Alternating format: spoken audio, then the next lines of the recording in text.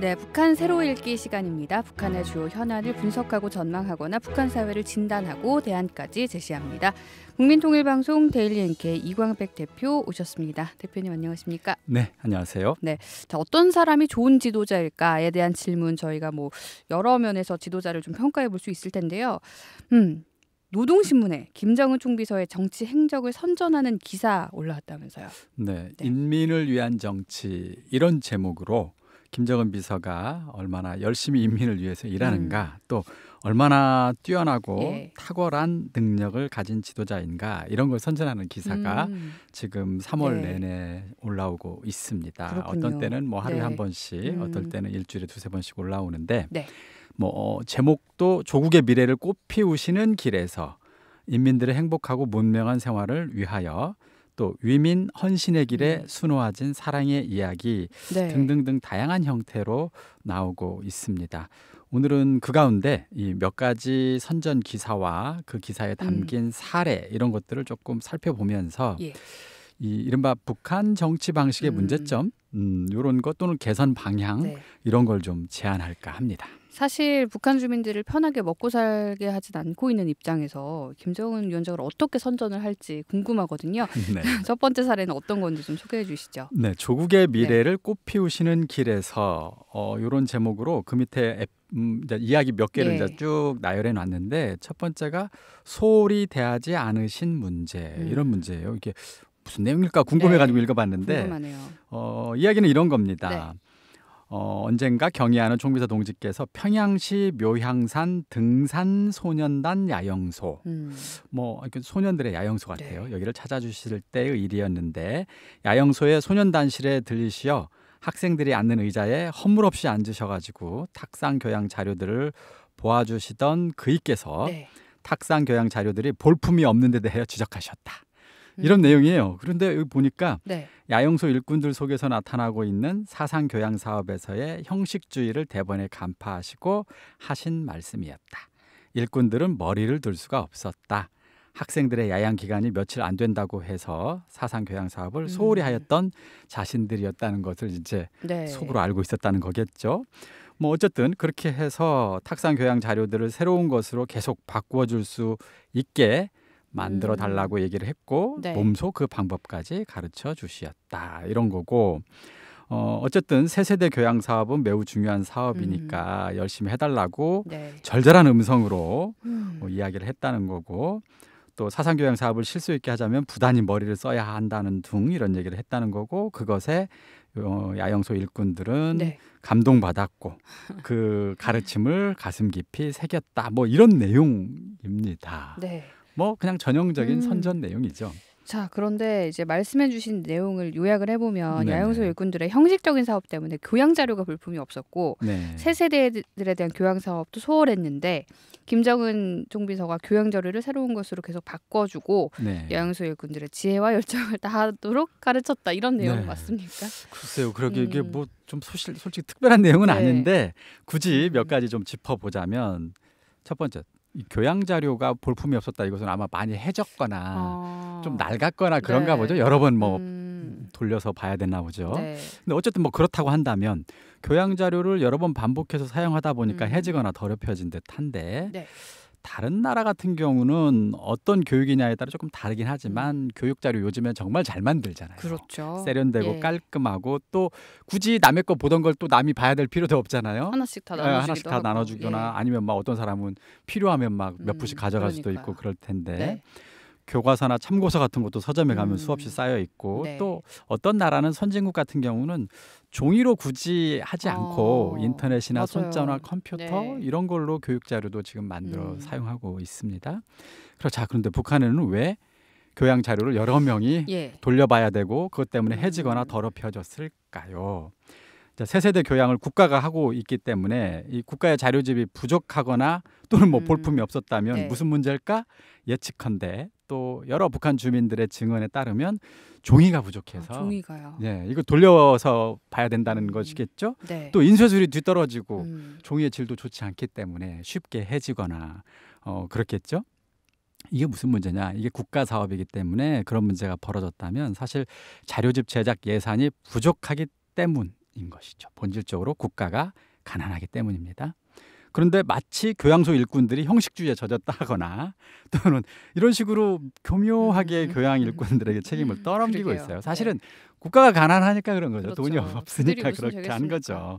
그래서 원래 문제의 핵심은 지도자의 책임 또는 국가의 책임, 이런 문제고, 이걸 해결하려면 경제를 발전시켜서 더 좋은 자료집을 만들 수 있는 그런 국가 환경을 만들겠다는 자기 반성이 저는 먼저여야 된다고 생각을 하는데, 이런 내용 없이 마치 교양소 일꾼들에게 문제가 있는 듯이 그러면서 지도자는 그런 문제를 다 바로잡아서 막 문제를 해결한 것처럼 이렇게 들려주는, 이게 그야말로 사실과 다른 왜곡된 선전이 아닐까 싶습니다. 그리고 두 번째, 굳이 한마디 더 덧붙이자면 자료도 문제지만 새 세대 교육에서 가장 중요한 문제는 사실 내용 아닐까요? 그렇죠. 내용. 네, 내용이 중요하겠죠. 당과 수령에 충성하며 살라는 것, 우리식 사회주의가 우월하다는 것, 이런 식의 교양을 지금 수십 년간 했을 텐데, 이 바깥 사회에서 보는 사람들의 입장에서는 당과 수령을 위해서 살아야 하는 것, 또 자기 머리로 사고하고 자기 운명의 주인이 되지 못하고 당과 수령의 노예로 살아야 된다고 가르치는 것처럼 느껴진다는 거예요.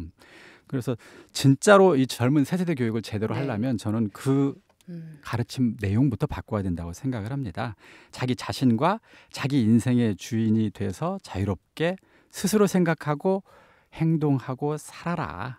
그런 사람만이 사회와 국가의 주인으로 될 수가 있다. 그런 기본적인 세계관이 없는 사람은 사회와 국가의 주인도 될 수 없다는 식의 진정한 자주적 의식을 좀 심어줬으면 좋겠습니다. 그래서 소년단에게 자기 인생과 운명의 주인이 돼서 자유롭게 살라고 가르치는 것이 먼저여야 되지 않을까. 그리고 어떻게 사는 것이 훌륭한 삶인가라고 하는 이야기들은 전 세계에 수없이 많은 훌륭하고 많은 업적을 남긴 사람들의 이야기가 많아요.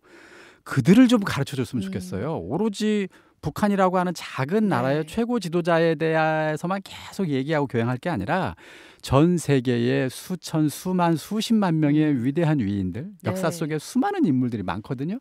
그들의 이야기를 좀 들려줬으면 좋겠어요. 그러게 말입니다. 네, 그런 것들이 바뀐다면 정말 새세대 교양 사업 제대로 될 것 같습니다. 한국에서는 어린 학생들에게 위인전 많이 얘기하잖아요. 전 세계 훌륭한 사람들. 맞습니다. 그런 사람들 보면서 나도 저렇게 될 거야 꿈을 꾸곤 하는데 차라리 그런 걸 지시했다. 이러면 참 이게 선전할 내용인 것 같은데 안타깝습니다. 제가 볼 때는 이거부터 바꿔야 된다고 생각합니다. 네. 자, 또 다른 사례들도 있는데 다음 사례는 어떤 걸 소개해 주시나요? 하나의 상품을 보시며 이런 내용이 이런 게 있는데 어느 해인가 총비서 동지께서 평양 아동백화점에 들렀다고 합니다. 체육 기자재 매대, 체육용품 파는 곳인가 보죠. 여기를 뚝 둘러보다가 자그마한 완구용 탁구채가 놓여 있는 걸 봤다는 거예요. 그러면서 빙그레 웃으시면서 그 탁구채를 쭉 보면서 저 탁구채가 깜찍하긴 하지만 너무 작아서 그걸로 뭘 칠 수가 있겠는가 이렇게 말씀을 한 다음에 판매원들이 이렇게 이제 탁구채를 가져오라고 한 다음에 이제 뭐 농담이겠죠.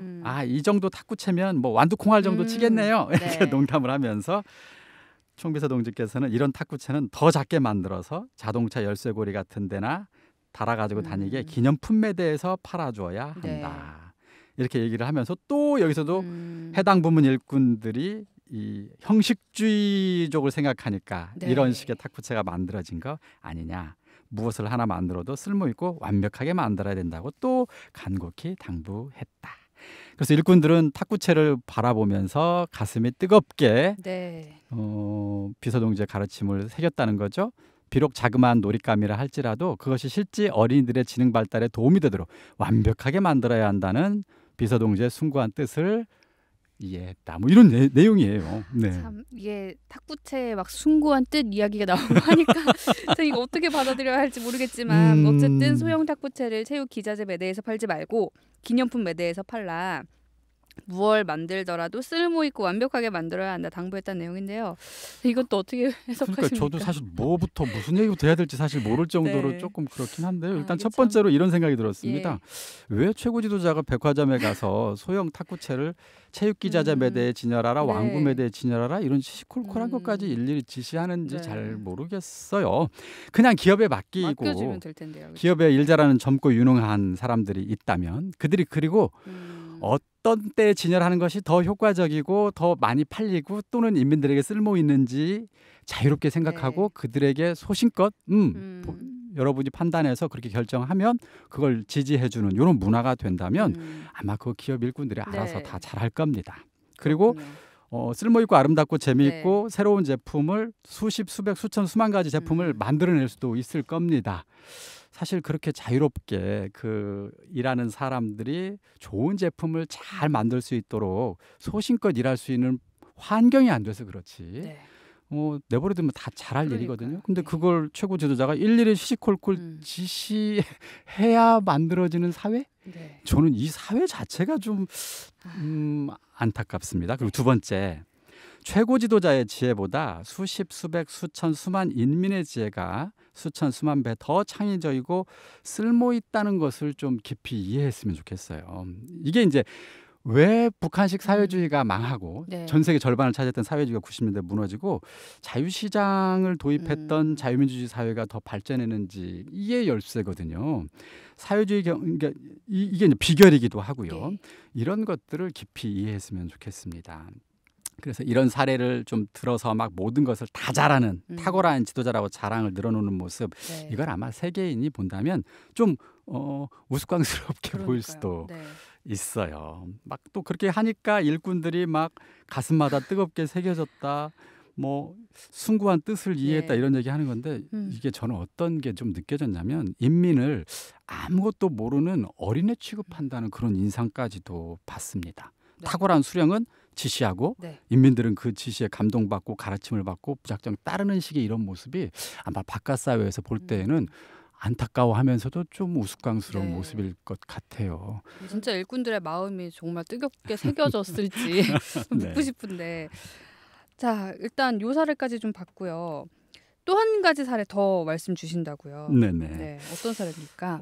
인민들의 행복하고 문명한 생활을 위하여 밝아진 군의 길 이런 제목인데 이건 2012년이니까 꽤 오래전이긴 하네요. 거의 10년 전이네요. 중앙동물원이라는 곳에 가가지고 총비서 동지가 이제 군회를 쭉 돌아보시면서 발걸음을 딱 멈춘 다음에 중앙동물원은 식물원도 아닌 것만큼 이러저러한 나무들을 다 가져다 심을 필요가 없다고 중앙동물원 군회의 나무들을 좀 솎아야 하시겠다고 말씀하셨다는 거예요.